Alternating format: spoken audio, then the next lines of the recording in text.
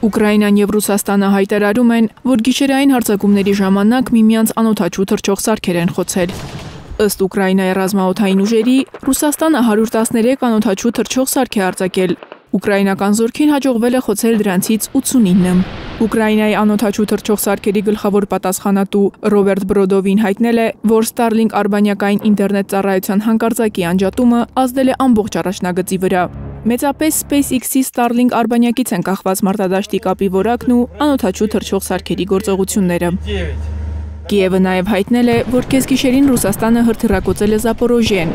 ենթադրաբար Տորնադո S հրթիռներով։ Շրջանի ռազմական վարչակազմի ղեկավար Իվան Ֆեդորովը հայտնել է, որ ռուսական հարձակման հետևանքով զոհվել է 1 և վիրավորվել 18 մարդ։ Ուկրաինայի հարավային Նիկոլաևի շրջանի նահանգապետ Վիտալի Կիմն էլ տելեգրամյան իր ալիքում գրել է, որ ռուսական զորքերը հարձակվել են շրջանի ֆերմաներից մեկի վրա, սպանել մի տրակտորի վարորդի, որն աշխատում էր դաշտում։ Ռուսական ոչ մի լրատվամիջոց չի հաստատել այս լուրը։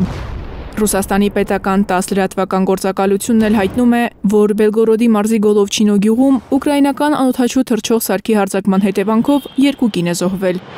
Ռուսաստանի պաշտպանության նախարարությունը հայտարարել է, որ իրենց հոբ ուժերը գիշերը ոչնչացրել և խափանել են 87 ուկրաինական անօդաչու թռչող սարք։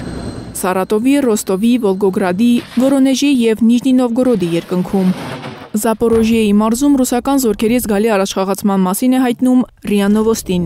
Ստորաբաժանման հրամանատարի խոսքով, Ուկրաինայի զինված ուժերը փորձում են կանգնեցնել ռուսական օդադեսանտային զորքերին, առաջնագիծ ուղարկելով նաև օտարերկրացի վարձկաններից կազմված ջոկատներ։ Ավելի քան 3.5 տարի շարունակվող ռուս-ուկրաինական պատերազմին վերջ դնելու համար Ուկրաինայի նախագահ Վլադիմիր Զելենսկին Միացյալ Նահանգների նախագահ Դոնալդ Թրամփից է հստակ դիրքորոշում պահանջում։ Ես ուզում եմ ունենալ մի փաստաթուղթ, որին կաջակցեն ԱՄՆ և եվրոպացի գործընկերները։ Մեզ անհրաժեշտ է նախագահ Թրամփի հստակ դիրքորոշումը։ Ես վստահ եմ, որ Ամերիկայի Միացյալ Նահանգները կարող է բավարար պատժամիջոցներ կիրառել Ռուսաստանի տնտեսությանը վնաս հասցնելու համար, բացի այդ Դոնալդ Թրամփը բավարար ուժ ունի, որպեսզի Պուտինը վախենա իրենից։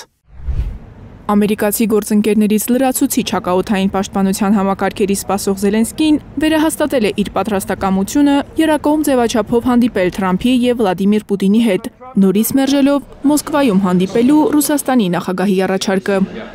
Մարիամ Ամիրջանյան, Հարություն Մաթևոսյան, Հայլուրի համար։ Հայաստանում և աշխարհում տեղի ունեցող իրադարձությունների մասին առաջինը իմանալու համար բաժանորդագրվեք մեր ալիքին։ Սեղմեք զանգակը, որ բաց չթողնեք ամենահրատապը, ամենակարևորն ու հետաքրքիրը։